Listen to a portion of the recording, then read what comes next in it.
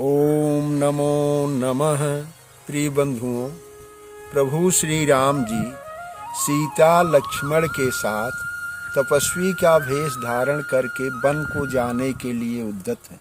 उनको इस वेश में देखकर नगर के नर नारी, प्रजा और सब पुरवासी जो है विलाप कर रहे हैं, रो रहे हैं। भगवान श्री राम जी दशरथ जी का आशीर्वाद लेने के लिए भाइयों और प्रिया के साथ कैकेयी के महल में आते हैं और जैसे ही दशरथ को प्रणाम करते हैं, उनको तापस वेश में देख करके दशरथ जी अपने हृदय से लगा लेते हैं और उनके आँखों से आंसू बहने लगते हैं। कुछ बोल नहीं पा रहे। सीता जी को गुरु की स्त्रियां, कुल की बड़ी बूढ़ी बहुएं समझा रही हैं कि बिटिया तुम तो ना जाओ वन में ना ठीक से खाने को कुछ मिलेगा। वहाँ जो है खाने के लिए कंद मूल फल यही सब मिलेगा, वो भी हर समय मिलेंगे कि नहीं। इसके सिवा वन में शेर, बाघ, भालू, बंदर आज रहेंगे, अतः तुम कोमल हृदय की वहाँ रह नहीं पाओगी।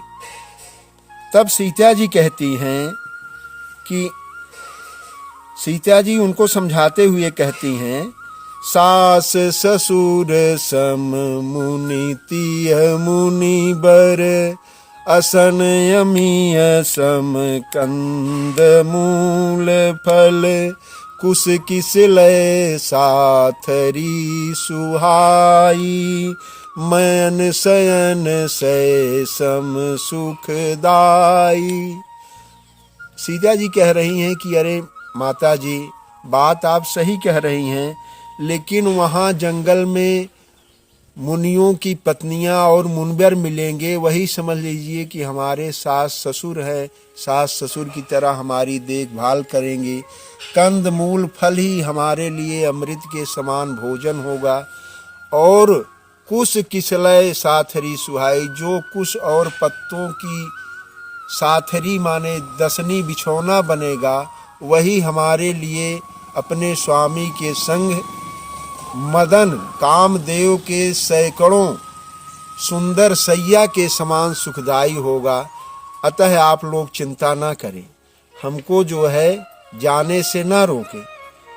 यह सीता जी के वचन हैं। लेकिन बंधुओं, हमारे पड़ोस में एक बहू आती है। वह दूसरे दिन अपने पति से कह रही है कि ये स्वामी हमसे रोटी सोटी नहीं चबवाएगी। हम तो, हमारे पिताजी हमको बढ़िया बढ़िया कोमल कोमल वस्तुएं खिलाते थे, आप वही खिलाइए तब तो मैं रहूंगी, वरना चली जाऊंगी। कह क्या रही है, नाक बोर मैगी मैं खाऊंगी, पिया मैं के न जाऊंगी। नाक बोर मैगी मैं खाऊंगी, पिया मैं के न जाऊंगी। मैं सुकुमारी दांत है कोमल, मैं सुकुमारी दांत है कोमल, रोटी चबा नहीं पाऊंगी, पिया मैं के न जाऊंगी। झाड़ू पोंछा करने वाली कोई दासी घर में ला लो, भोजन पका नहीं पाऊंगी, पिया मैं के न जाऊंगी।